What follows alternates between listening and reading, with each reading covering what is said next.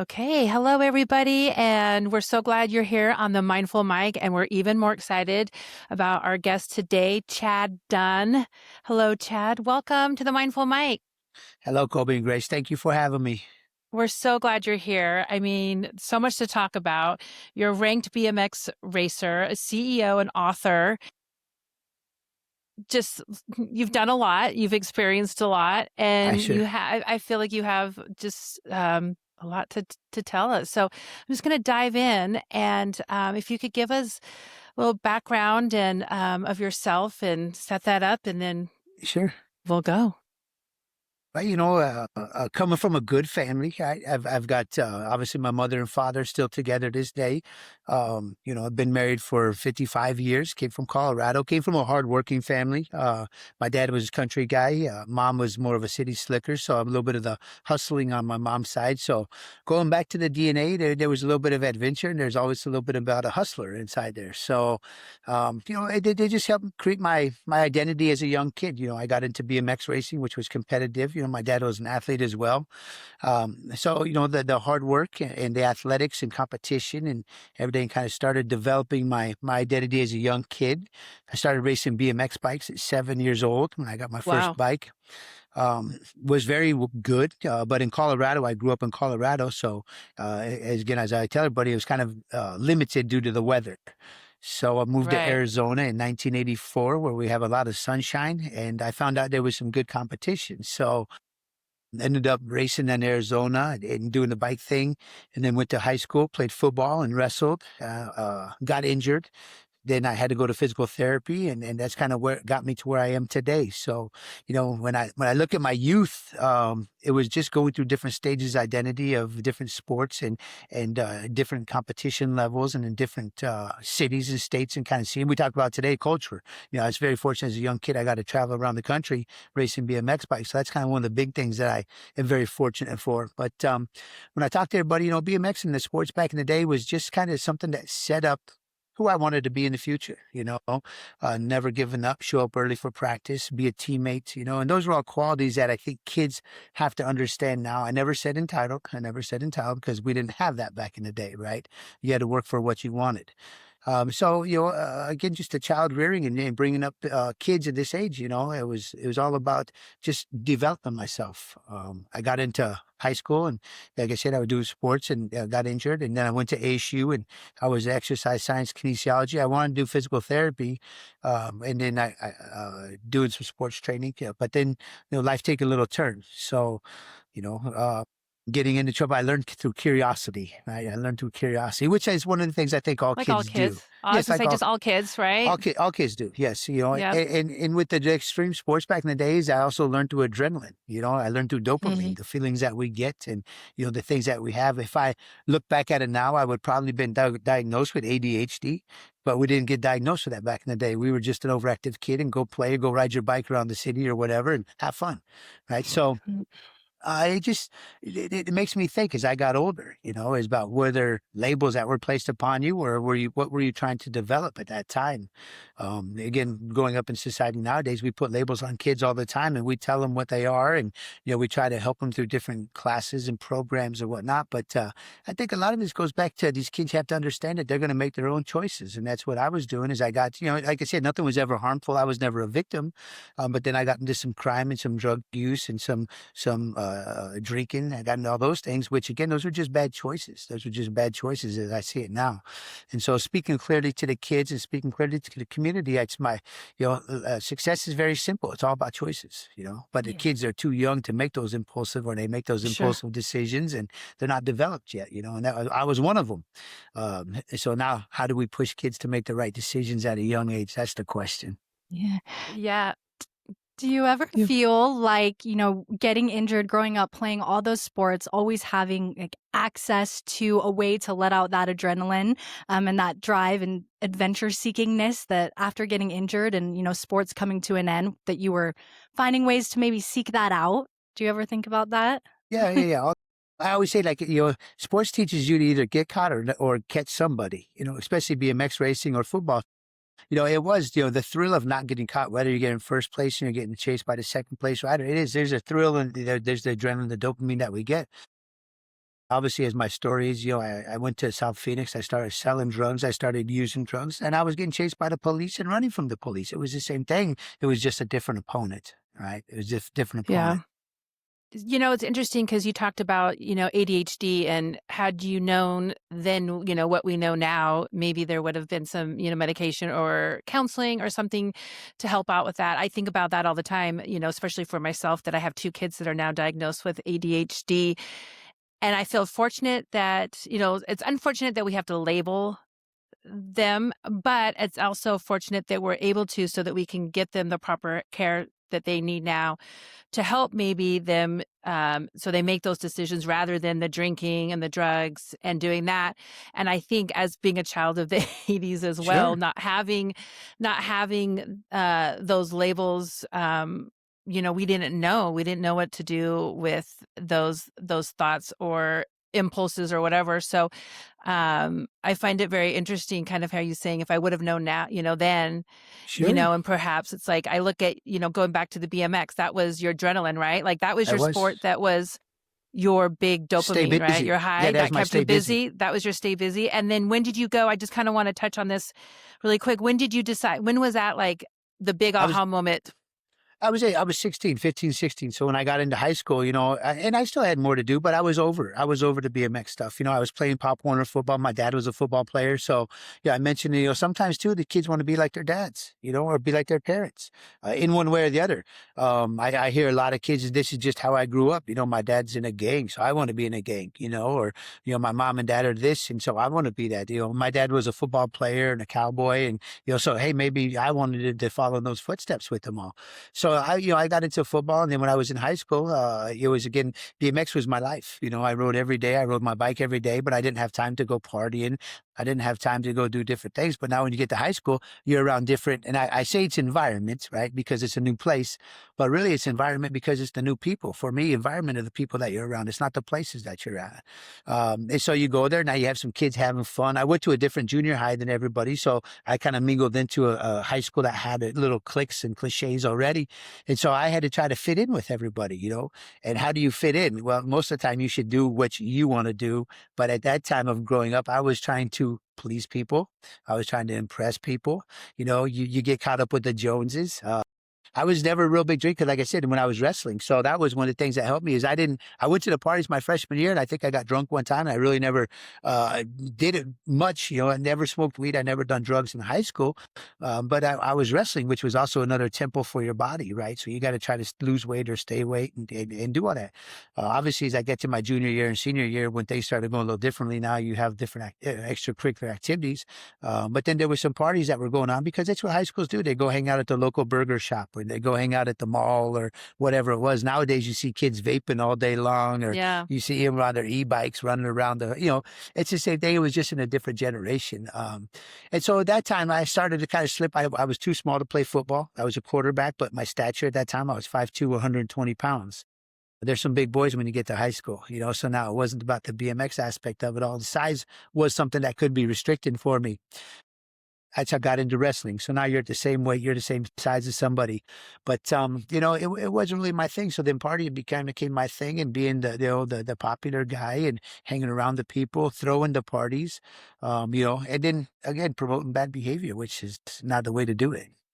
Are you traveling at this time for BMX as well? And if so, how are you I, finding the time to party, or is a party on the road?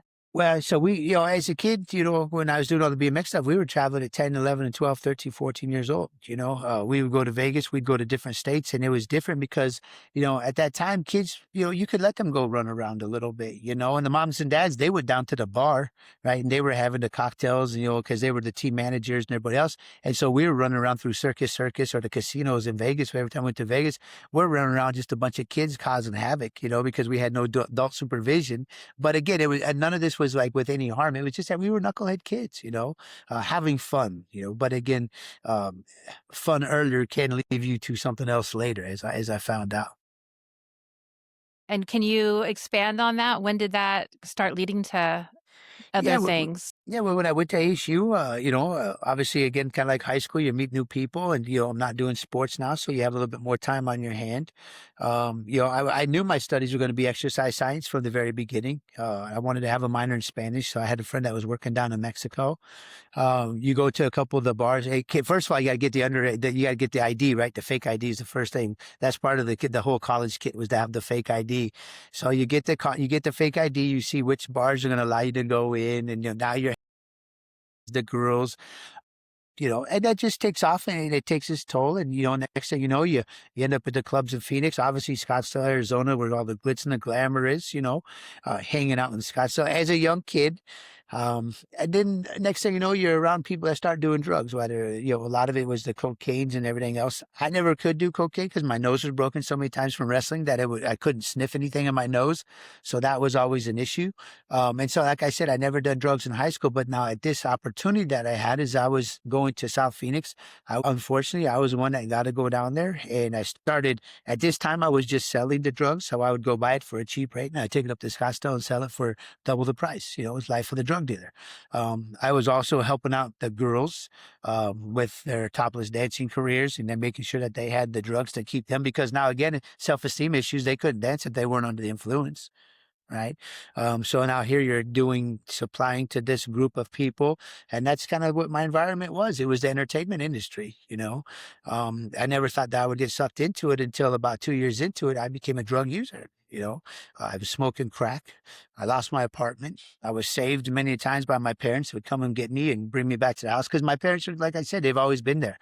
They knew that wasn't their child. It was just somebody that was making bad choices. Unfortunately, at the age of 18, you're not responsible for yourself. You're responsible for the choices that you make. So they tried to put me into rehab and they tried to but rehab was not what I wanted. I wasn't ready to quit. I wasn't ready to do it because I was still having fun. I was making money. I was eluding the cops. I was getting chased. I was having adrenaline. I had dopamine coming. Everything that I had when I was a young kid, it was just a different race, right? So now I'm playing the game of life. And we were even taught, there was the board game life, but unfortunately, life's not a game to play. And I was Right. playing it. So, that led to one thing or the other. So, I overcame addictions. I was smoking crack and doing, I got 6 DUIs, which again, I'm not proud of, but I have 6 DUIs just because I was always out partying, but I always had to go to work the next day. So I never left my car. Right? I wasn't going to pay $100 to go get a cab and to go do whatever because again, my rationalization was a little different. I need my car to go to work tomorrow. That's if you make it home. And so it was it was a path of destruction. It really was, but it was with no harm. I was, like I said, I say this over and over again. I was never the victim. I was just a loose cannon. I was making bad choices.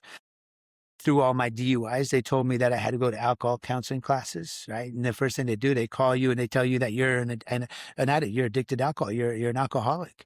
So I believed that I was an alcoholic, right? And so as soon as I get done with those classes, my buddies and I, matter of fact, I got one doing therapy right now today with me right here that we were in alcohol classes together 25 years ago. High school friend, he just had a knee replacement. And so we were talking about the first time that he met Jackie, my wife. She dropped me off at one of these alcohol meetings. And here's my buddy Eddie and I going in there. And, this is 25, 30 years ago that we did this. Obviously, lives have changed for both Whole of different us. life together, right? It's a whole different life. So now we sit here and tell the stories about all. But at that time when they told us that you're an alcoholic, I'm like, no, I'm not an alcoholic. I'm just somebody that likes to have fun. Hmm. But they put a Yeah. label on me, right? So I wanted to be defined. I didn't believe that. So I kept on drinking. When did you Right? believe it? When did that, is it called rock? I mean, I hear people Oh, say there's real no such thing as rock bottom. It's so cliche, but when did you realize it was a problem? How many years in are we? Yeah. As I said, I got my 3 DUIs early, through college. Then, I had a friend that was doing some business, and then mind you, this time too, I was just kind of overcoming my drug use. I don't like to use the word addiction anymore. I really don't use that because I've been kind of taught that my whole life is that addict, addiction, even for kids, which I'll kind of go back and we'll kind of hit over here. But really what happened is that, I was making bad choices. I had some high school friends that were taking some drugs back and forth to Hawaii. Right. And I went over there to bring some money back because this was going on. And again, these are high school friends. So as I tell kids, it's the people that we know that get us in trouble. It is. As we become adult, we make good relationships. We meet good people.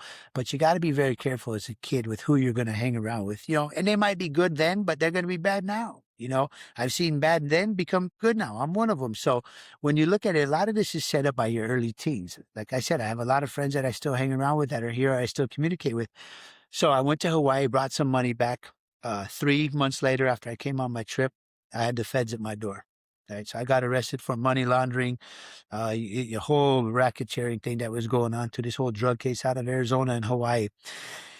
While I was on pretrial release, I was waiting for my life. My life was in limbo. They said it could be anywhere between 20 years to life. It depends on what the judge says and whatnot. So I don't know what's going to happen. So I meet some of my friends and talk about this full 8 weeks in hell, being arrested and going back and forth. So I go to meet my friend at the bar. Obviously, that's the only place I know to go meet somebody else.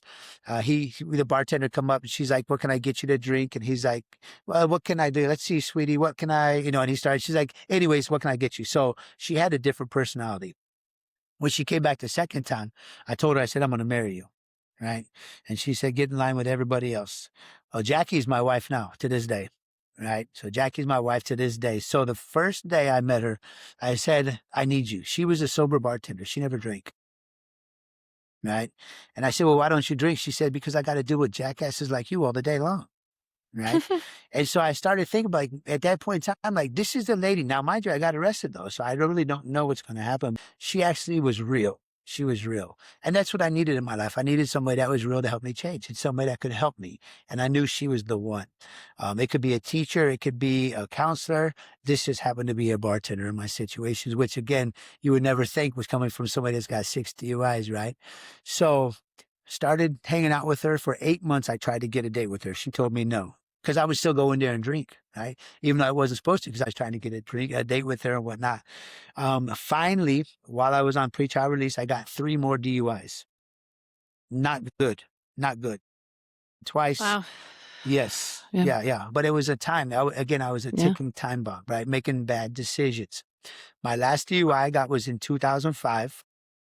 I was watching a boxing match, Arturo Gatti, Floyd Mayweather. We were playing quarters with 151, right? Because all the alcohol and beer was gone. I needed to get home. I drove home that night, and that night I ran into the freeway. My other 5 DUIs were kind of like a bad place, and I could laugh at it now, but like I had a .001 on one of my blood tests that I got DUI for. I got pulled over for going 41 miles an hour in a 40-mile-an-hour speed zone one time. I did flip my car once, so there were a couple of them, but this one right here stuck to me because I could have killed somebody. I could have killed somebody, right? And even to this recollection to this day, I still do not. There's a period of blackout time, and I've never blacked out before, right? But except for this specific night. I thought I was going to go see Jackie, but she said, "Man, you called me. It was 3:45 in the morning, and I wasn't even at work anymore," right? So that was the last time that I drank and drove, right? That last time Wow. period. Um, Finished my probation, my pretrial release. I got sentenced to 30 months in prison, which the judge said, "Chad, due to your minor involvement, you have a chance to get probation in this case. But unfortunately, you got 3 DUIs, 2 DUIs when you were on pretrial release. So I must sentence you to So 30 months in that prison." set it back. Yeah. Yep, yep, yep. And so that gave me my time. Now, I've been in a relationship with my girlfriend at this time, a year and a half, right? Because I was out in the streets for 2 years fighting my case. I got sentenced. Now, again, this life was very hard. It's very complicated for the kids or for the young adults that get into this lifestyle. It is a challenge every day to go and get drunk, to avoid the police, to go score drugs, to stay sober, to make the right decisions. This is a hard life, right? I didn't know what to do, right? I needed some help. So when Jackie came around, it was very simple. Here's what you're going to do if you want to stay with me. She already had 3 kids. She was a single mom. So I knew I could help her, and I knew she could help me. Um, Got sentenced to 30 months. She dropped me off curbside at the federal marshal's building the night before. And she said, "I hope I see you in 30 months. I love you." Right? I gave her a kiss, and I had to go self-surrender and walk behind these doors of the federal marshal's building, hoping I get to see my girlfriend again. And so people say, Chad, why don't you stress?" Well, because that's stressful situations itself. So was she kind of your inspiration to get through the time in prison? Yeah. She was. Obviously we talked about it, and everything was going to be together, and we had a future, and she's going to be there for me, and I'm going to be there for her. When I was in prison, I was there for about maybe a little over a year and a half or so. And she'd come visit, she'd bring the kids up. But unfortunately, that was hard also for her because it was a 4-hour drive. She had the kids. And not just hard to make it happen physically, but mentally. When she left, she said it was very emotionally draining, having to leave me, or the kids saying, why is Chad staying behind? Because again, remember, they're not my kids, but at the same time, I want to have a family with them. So why are we leaving Chad behind? They were young. I think our little son, I think he was like 2 years old at the time. He didn't know better. My son that was 9 years old, now he's going here and seeing, mom's boyfriend or whatever locked up in prison. Um, but it was good because she saw that they got to see some of that stuff too. But it was just very hard mentally, so hard mentally that after that 18 months or so that we were together, we were talking on the phone one night. I called her because I'd call her every night from prison. And I called her one night and she says, Chad, I can't do this anymore. This is too tough. This is hard on me. She said, unfortunately, I didn't put myself in prison. You did, and I still have my life to live. I have to take care of my 3 kids. I have to take care of my house. She's a single mom busting her ass to make it happen, you know? So you did your thing in prison, and is that, Yep. do you think that ended up being a good thing for you? Kind of, got Prison you was the best. sober? Prison was the best thing for me. And Yeah, I tell I've heard anybody that that it, before. yep, anybody that goes into the right mind, again, like I said, I was never the victim. Right. And so I went in there knowing what I had to do. I already had some support cast on the outside. My family's been there for me. My guys I work with, and my job was still ready for me when I got back, which is very key, part of transitioning from prison back into society. I had my wife, I had Jackie, my girlfriend there, and we had the family. I had everything lined up until that day. Right. Then there was a wrench that was thrown in it. But I sat there over many a nights, counting hours, counting days, counting months. And I knew that no matter what, that Chad, this change was going to be for you. It was for you. You had to do this. You had it with Jackie or without Jackie. I knew that I had to do it. I just didn't know if I could do it. Right. That was so getting released from prison, I was going to get released to her and the kids. Unfortunately, I got released, or fortunately, I got released to my parents. But I didn't need to be with my parents because, again, they were always somebody that could help me, right, to get me out of trouble. I was 30, about 29 at this time or whatever. I'm a latter adult. Nobody wants me living with their mom and dad at this time. So, but I had to, I had to go with the program. I was the one that got myself in trouble. So I had to figure this out. My parents came up to get me from prison the day I got released. I had about 8 hours to get to the halfway house because from federal prison, you go to a halfway house, and then you're going to be there for a period of 8 to 10, 12 weeks or so. So when they came and picked me up, they said, Chad, what do you want to do? And I said, I need to go get a Mountain Dew, right? I'm just dying for a Mountain Dew because I didn't have any soda when I was inside. It just, you wanted something from the house, but something about going up to the fountain machine, right? Just getting a cup of ice or Right. something it was. So I went and got a fountain, went to Circle K, got a Mountain Dew. And on the way back home, back down to Phoenix, I said, let's stop at Jackie's bar. I want to see Jackie. And she had no idea that I was coming. She knew I was getting out that day. I did keep some conversation with her mom because, again, I always have a plan of what I'm going to do. Right? And that's part of the whole strategic stuff of getting in trouble or out of trouble or, drinking. I always had a plan, a way to get home. Sometimes it didn't work right, but I always had a plan. So I talked to her mom. If I talked to her mom and dad, I had a foot in the door still, right? So I didn't want to completely. I couldn't talk to Jackie, but I could still talk to her mom. I love her mom and dad to death. They're still to this day. So we go to the bar. It's noon. She always worked in the daytime. So I walk in, I opened up the door, and her back was to me. She was facing the grill, right? As she was getting done cooking some food, she turned around and she seen me. She goes, "Can I help you?" And when she looked up, she seen me. Right? She put the food down. She gave me a big hug. Of course, I gave her a big hug. She said, "Oh my God, it is so great to see you." I'm thinking like, "Hey, this is great to see you," because I didn't know I never knew. I didn't know. And this is everything that I've worked for, right? This is everything Sure. that I've wanted. Um, that night, she says, "How can I come see you tonight?" I said, "Well, I have to go to the halfway house." She said, "Can I bring you anything?" Yeah, you can bring me something. So I'm sitting there that night. She comes over. She brings me a cell phone. Right. Perfect. Now it's a token of communication, right? It was a token of communication for me. That's all we need. I need somebody to talk to. Right. And Yeah. hopefully I can inspire her again to get back into the feelings that we had before I left. Um, we've been together ever since. Oh Ever my gosh, since. your lifeline, right? Yep. Your Yep. lifeline. Everything. And it was tough at first. It was tough at first because, again, now I'm going back into her space. She said, Chad, you've changed. You've changed. Of course I've changed. I changed for the better. I changed for the better. Um, family stuff. It's hard now getting together. Family, she had kids prior, and not having any kids of my own was going to be one thing with my family. But at that time too, I said, I don't know if I deserve them because of all the knucklehead stuff. I think I wasted a little bit of my time of having my own kids. There's a lot of kids without fathers out there that need fathers. And this was a perfect time for me to become a father for them, So now, I'm not stepdad. I'm dad. I'm dad. I've raised all these kids since they were young. They know me as dad. They still talk to their dads and stuff too. But we have a great relationship. We got a great family. They've seen my situation. They know my situation.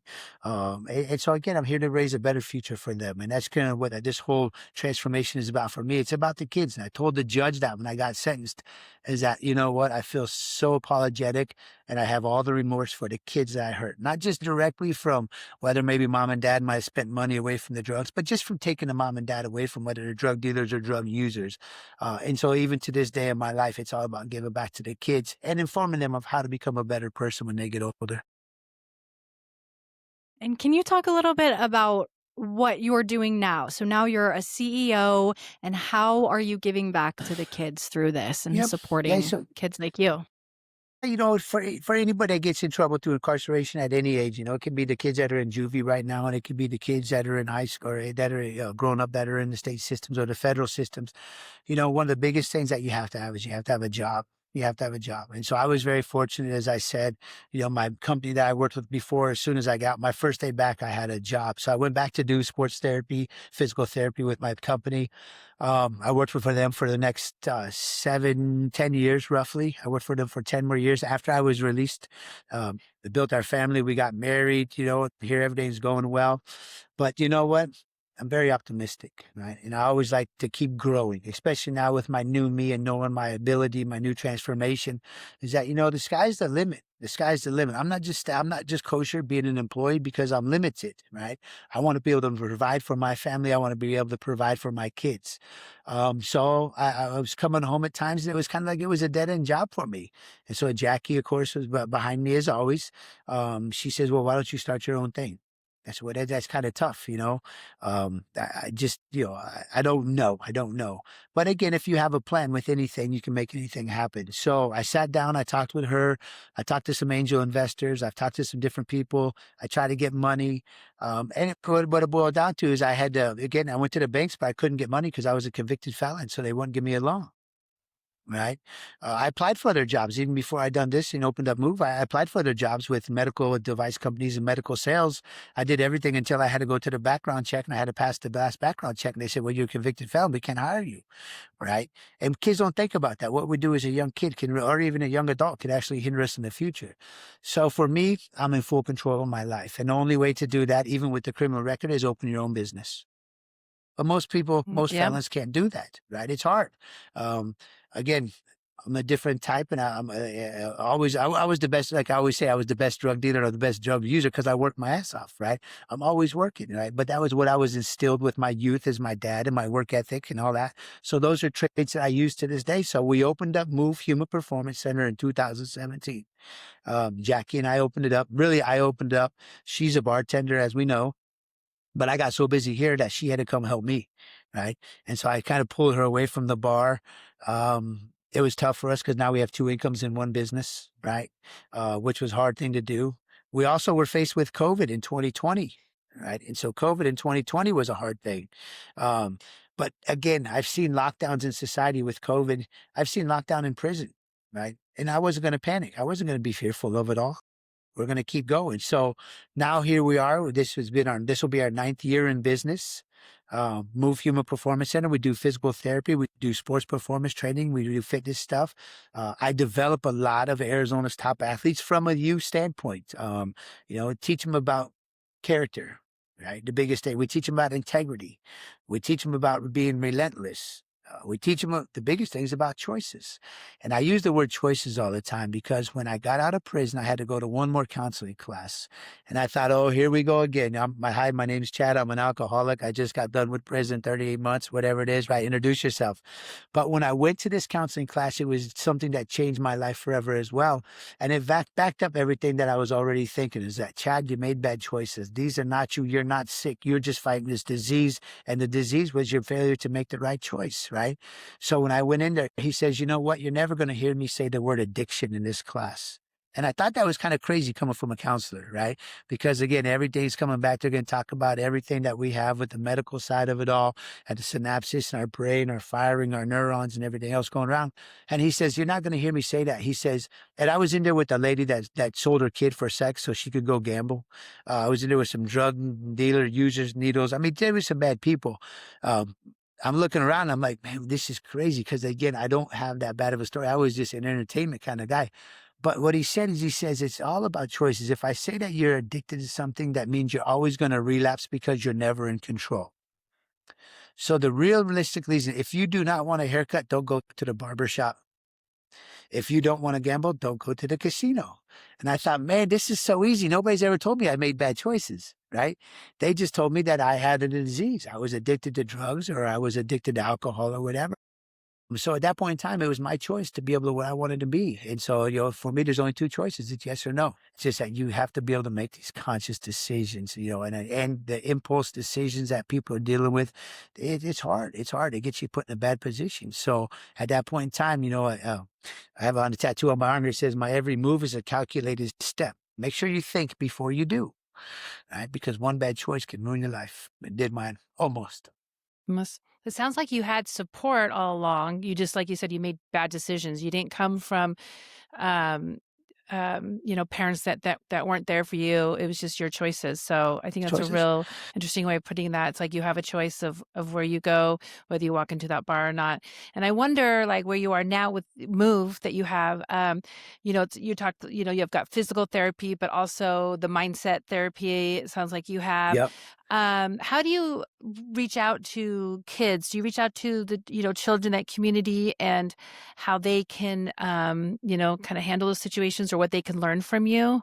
Yeah, chapter one of my book is identity, right? It's all about self-identity. And in self-identity, too, when I talk about it, it's about who you are today, because your identity should be fluid. It's going to change every day, But I hear kids say, now this is just where I'm from, or this is where I have, this is just who I am. This is not who you are. You can grow daily. You can grow daily. And so I tell these kids, let's say that you're coming from a drug background where mom and dad used drugs, or you got a single household family. Just because your mom and dad did it don't mean you got to do it. My mom and dad's never done drugs. I should never do drugs. But indeed, my choices led me to go do something.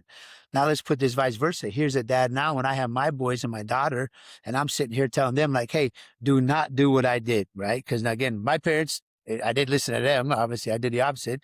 So maybe it's going to work for my kids. I can't tell them to do what I did, right? Because again, don't go to prison. But my kids even got in trouble early on in their early teenage years. They have this in front that they know the destruction that it had to their family early by taking me away and putting me in prison. Why would they even risk it? Why would they even risk going away? My son was in juvie for a couple months, right? For doing stupid stuff. I'm like, and I'm sitting here thinking, because Jackie, she's like, this is not the life that I live. And if you're going to do this, we're not going to be together. But now fast forward a little bit, here's our kid doing the same thing. Right. And it's where my kid says now, he says, Dad, I knew everything that you did. I knew everything you got into it. And I understood that. He said, but I wanted to find out for myself that lifestyle. And some people do that all. And that's why I talk to the parents right now whether my kid's not listening to me. Kids aren't going to listen to your parents. They're going to make their own decisions. They are going to make their own decisions. And so when it says it takes a village, let me raise your kids and you raise my kid. And as long as we're around good people, we're going to have good kids, right? But again, they're going to make their own choices. So what we're here as parents, we're here to protect our kids, If they get in trouble, we got to protect them to make the right decisions so they don't go do it again. If they do happen to get sucked into a bad environment of a neighborhood or gangs or kids or whatever, we got to be able to pull them out and show them what there's a better future. There's a brighter future with better decision making. Right now, they're influenced by money. We know the answer is money. Right? And we see our moms and dads, we learn all that. As we get older, we learn through our parents and our peers, right? Now we have the parents and the peers. As we get to that later teen, we learn from our peers, and really those stages of learning in there is how we go across. You got to take the good, you got to take the bad from what you're learning. But then again, you got to be able to make the right choice, and again, that's the hardest thing I think for people right now is to make that right choice, just because the phone and, the society that we're in right now, it's opened up to where there's instant gratification every second of the day. I always say to struggle in the right direction. Success is a struggle, Open up the next text is a struggle, or switch a page, or when TikToks fails is a struggle. Everything's a struggle, but you have to be patient and you have to be able to make the right decision when it comes to a crunch time. Again, fight or flight. You got to make sure that you stay there and keep fighting. And how does that mindset apply to how you work with these young athletes? You said you produce some of the top athletes going into college in Arizona. How do you apply these lessons to these, high achieving individuals?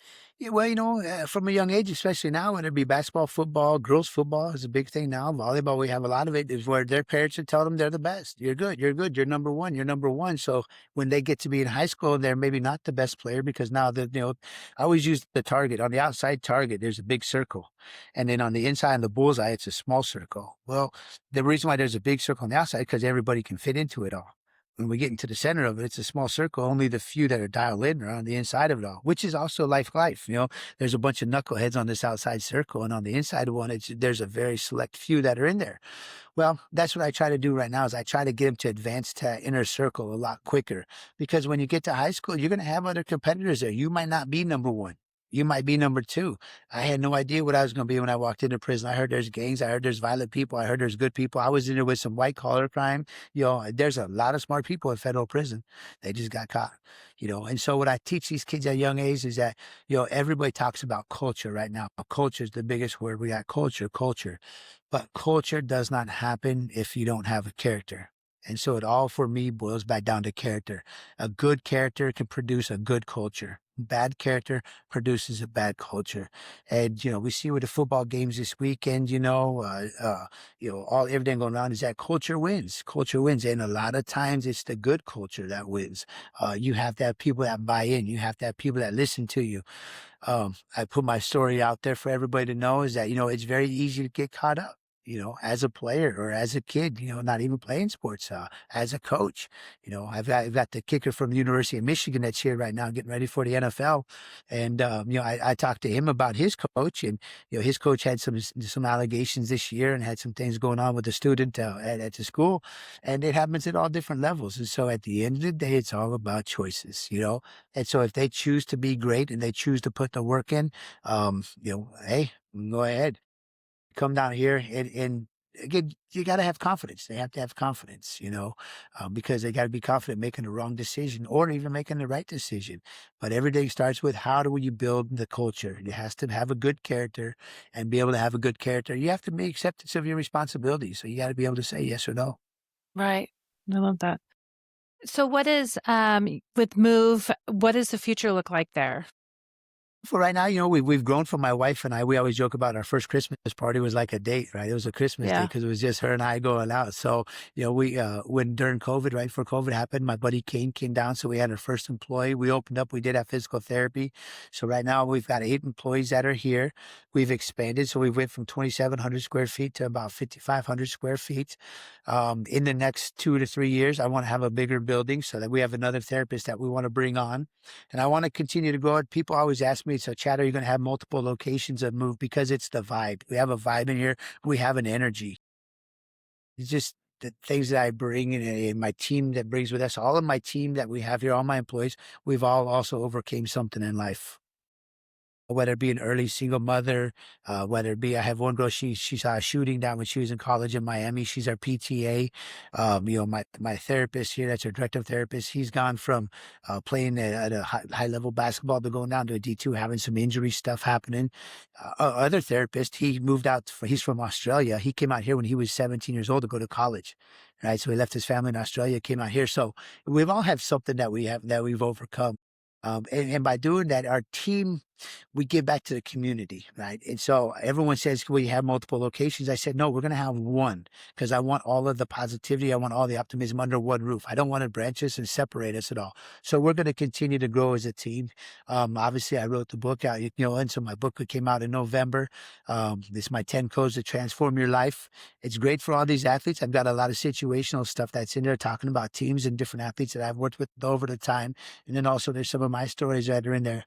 That's going to allow Move to get on a different platform as I speak nationally, and do some TEDx talks and do different things. But I'm giving an example. We all look at people nowadays. I think everybody want to be a social media influencer, and I talked to my media guy. He says, this is one thing that's different about me too. I'm not trying to be an influencer, right? I don't want anything to do with social media influencer. I'm here to be an inspirer. I want to inspire you instead of influence you, and those are two different words that are used in there. Most people want to do that, not me. I want to Yeah. inspire people. And so that's what my book is because, for people that have been in trouble, knowing that you could overcome something, you know, for a single moms, knowing that there's somebody that's going to be out there that's going to help you create the family or the love that you want. Any of the business owners that are out there that have to go through struggles of facing COVID and stuff, trust me, you can get through anything. So I wrote this book so that way I can help reach a lot of people. And a lot of it's too for kids, the early teens, the early people that are using this book.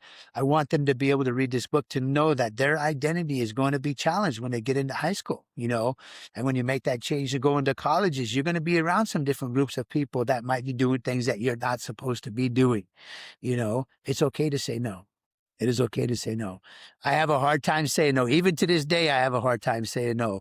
That's part of my personality. Yeah. I'll do anything at any People point in pleaser, time. sounds like. Are But you a people pleaser? oh yeah. Yeah, yeah. Yeah, people please you. Well, my wife called me.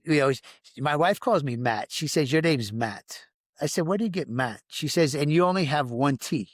I go, one T. So She people said, walk yeah, you're all like a doormat. You let people walk all walk over all you, over right? over the She said, you're not even strong enough to have two T's in your name like a real man. But I tell her, I said, that's not, I let people walk all over me. I'm here for people. There's a difference, Right, right? right, exactly. Because I need to be there for somebody because I needed somebody to be there for me, and I had a lot of people that were there for me. Again, I just had to weed out the ones, and that's the environment that we talk about. That's the people. I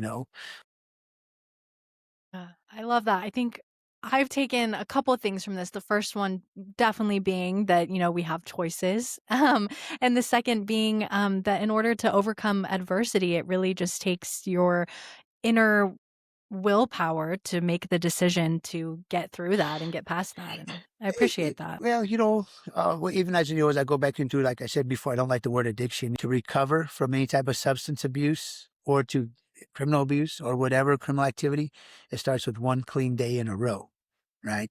So I had AA people inside prison with me that were head counseling people, whatnot. When he got an automatic discharge, he went out and got drunk the first night. I know this. My inmate friend took him.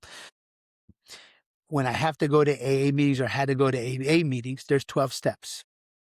I know it's a lifestyle. I know it's a whole program that goes there, but it's a 12-step program. For me, most people fall off on the 13th step because there's not one. And they relapse and they go back to step one, right? Because I got to start all over again. For me, I have a one-step program called One in a Row. It's one in a row for 365 days in a year, done over and over and over again. The hardest thing is to get started. Hardest thing for me was I got out was not to go back and have a drink. Right? Hardest thing was for me not to go back and do any criminal activity. It's so easy. This life I live now, and I say this all the time, is so easy because I don't have to look over my shoulder. I don't have to worry about some type of a thought altering my change, my plans, or my day. I am in control because I know today is day one. That every day is day Right. one. And as long as day one, every day is day one, you're never going to fall. So every day I treat as day one. And even with kids, today I just want you to be good in school. Sit down, pay attention, get your work done, do whatever. How did you do? I did it today. If you can, just like in football and in practices, if you can do it once, you can do it every time. So I take the same mentality that we have and I put that back into our actions, behavior. I like that. One step at a time. One step at a time. And I love that's kind of, kind of think about like if you could give a message to somebody, and I think that just taking one day at a time is really that great message. But for someone that feels that's defined by their past, that's something hard. That's something hard to move forward with. And I think that, what you're talking about now is really hopefully people to not be defined by their past. Um, you know, But it goes and back to the video game stuff. yeah, When we were kids growing up in the 80s, you had the whatever, let's just say you're playing Donkey Kong and you had 12 levels. If you died on level 8, you had to start back on level 1. You had yeah. to start all over again. Look ahead, Nowadays, maybe. yeah. But now the kids get to play. They get to start right where they left off, so there's no consequences. so Yeah. they can beat the game because they don't have to start over again. I've had to start over many a times before in my life. But by doing that, it's like, you know what, I'm done starting over. Is really rock bottom is when you have everything taken away from you. It's your freedom. And I tell these people on the streets, you're not at rock bottom yet because you can still go get a Mountain Dew if you want to. I couldn't go get a Mountain Dew. You can still go to the bathroom without having five people around you. This rock bottom is inside there. But when we're doing all this, and again, it starts with the choices and everything that we have to do. You have to start from the day one. You have to be able to make that. And it's conscious decisions, but the outside influences for these kids right now, it's hard. It is very hard for them to do that. But you have to stay locked in every day. You have to stay locked in. Right. And I think things like social media that we were talking about, it's not going anywhere. It's only going to Is that change and get more and AI? more AI. Yeah, now we're in a totally different, thing Mhm. with AI. So it's just learning how to work with it and how to live with it and make the best decisions within those parameters that we have Yeah, well, and going and that back our to the kids video, have. yeah, and going back to the video game, it's like, life is continuing to move. We know that. Right? And again, that's hence the word move. That's our company. You got to keep moving. Everything, society's going to keep moving. So I tell kids, and I tell people I work with, especially because I'm living in the past. A lot of people live in the past. The different stages are things of the past and phases are things of the future.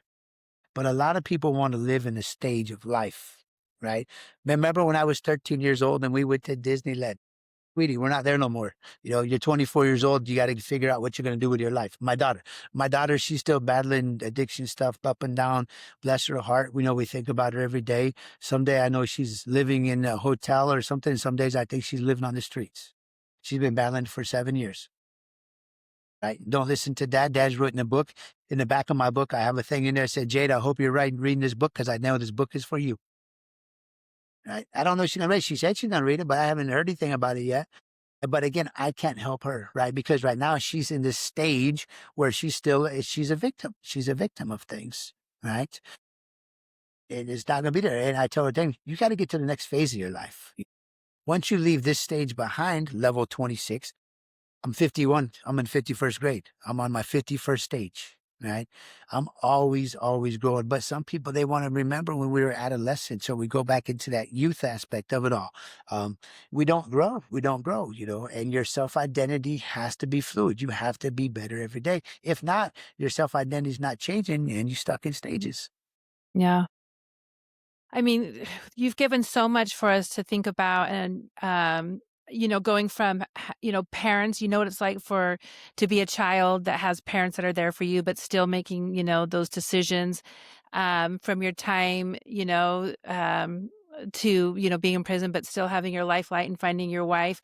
And now as a CEO and seeing what you're doing and writing a book, but yet you still are dealing with children that have addictions. So now you also know what it's like to be the parent, Yes. what your parents had gone through. So I think you've kind of covered all aspects and the feelings all the way around a full circle and why what you're saying is so, I think, meaningful and impactful for our listeners. But even for the parents, and the audience of the parents that are out there, it's hard to see our kids do that. And I know exactly where my parents at, but we told my kids and we told the kids in the beginning, we're not going to enable you. We're not going to enable you. If you get in Yeah. trouble, you in trouble. That's on you. You're going to learn earlier than I did, right? You might have to sit there a little bit. Trust me, it's hard on my wife, to see our daughter out there and to have, and like I said, it's right now it's been kind of good and bad. We haven't had much, but it's been rough there for a little while. You always want to know if she's okay. Remember, my job Yeah. as dad is to protect your daughter. Sure. Right. And so when you hear she could be living on the streets or she's running around with different groups of people that you're not supposed to, trust me, I know what these groups of people do and I know how they are. Last thing I want to do, we pray all day long. So now only thing that we can do is you got to be there for each other as parents and understand that, you know what, we're here. We don't want to get that call one morning. We want to see her make this change. I know her feelings because I was in her feelings. I was in those running the streets and trying to score drugs at night and hustle and go do whatever I could do to make money. I understand what she's doing.